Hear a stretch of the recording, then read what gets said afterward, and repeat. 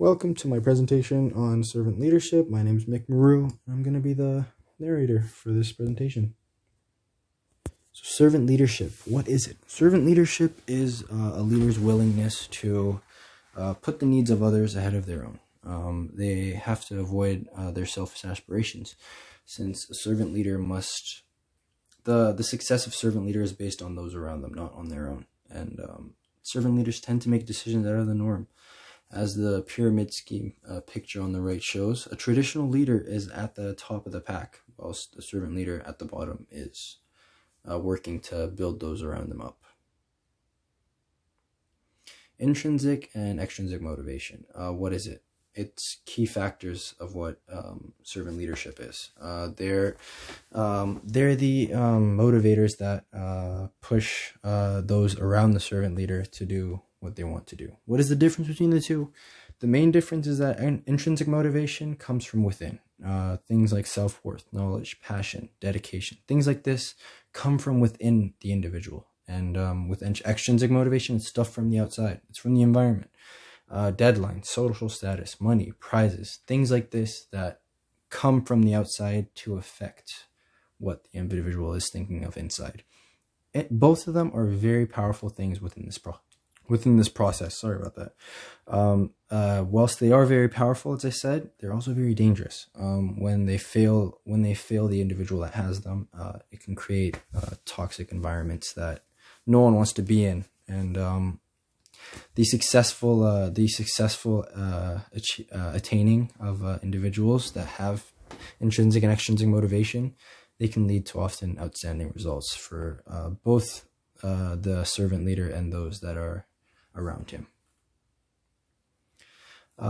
So the PERMA model of well-being is something that is a very good tool for a servant leader to judge where they are based on those around him. The PERMA model goes as so. P stands for positive emotions, E is engagement, R is relationships, M is meaning, and A is accomplishment. The actual theory itself is based on a theory of well-being, but since servant leadership has so much to do with well-being, it's very, very useful for servant leaders to base their successes off of this model.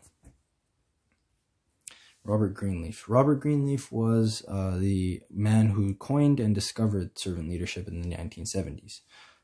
He opened the Greenleaf Center for Servant Leadership in 1973, and he was also himself a very strong believer in servant leadership. Seeing those around him achieve success and progress in their own respective lives was something that he always strived to see, making him a pretty fitting individual to make these discoveries. When we move on to the history of servant leadership has been around for a very long time. Even though here it says since the creation of kind bosses, it really is true. Servant leadership is something that it's been around for so many months, years, though that list goes on, and it can be used in multiple ways. This means that it's not something that happens in a very professional, very high-level relationships only. It's something that can happen in day-to-day conversations between other people, friend to friend, teammate to teammate. Sorry about that. Teammate to teammate. Family member to family member. It's something that it's built between individuals, and it grows over time. And over its long history, it's been reshaped and refined, and it's found its way into the corporate world that we live in today, and it's providing large sources of success for many that use it. So what do I think of it? Servant leadership, the main thing is that it's a journey. It's not a demand. As soon as people try to make it a demand, it's tends to break down. It's something that they have to be patient with. It's something that has to grow over time.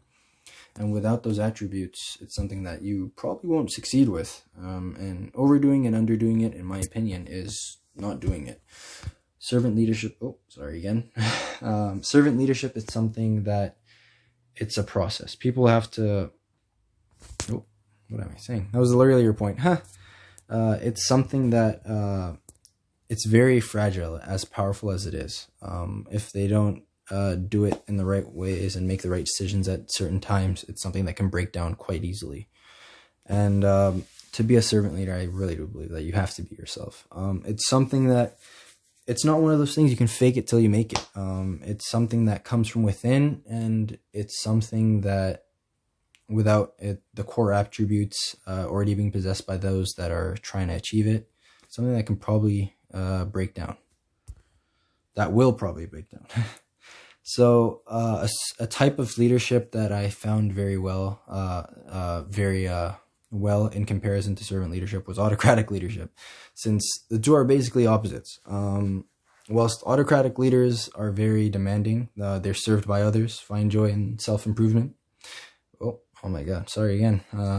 They're very jealous of others' success, and they make all the decisions.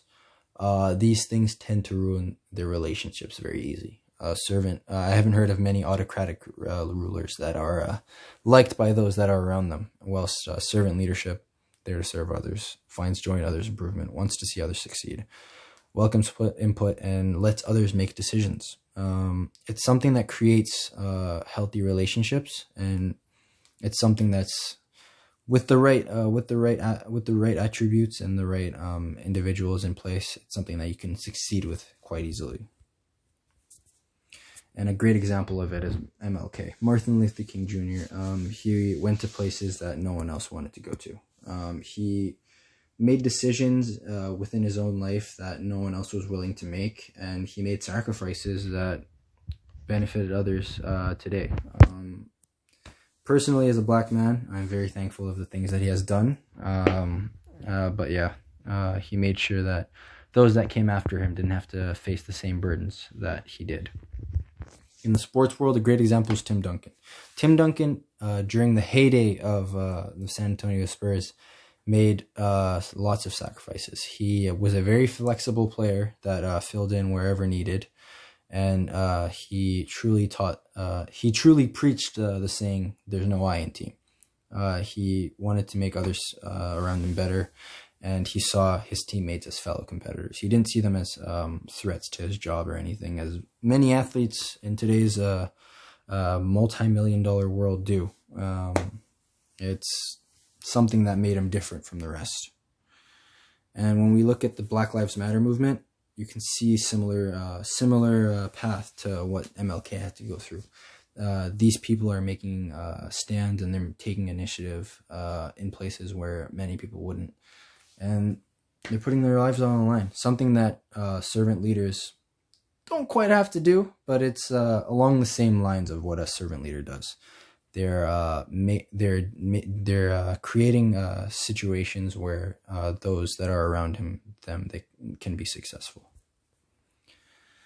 And finally, I have to say thank you for listening. It's been a bit of a rocky road, but we got through it in the end.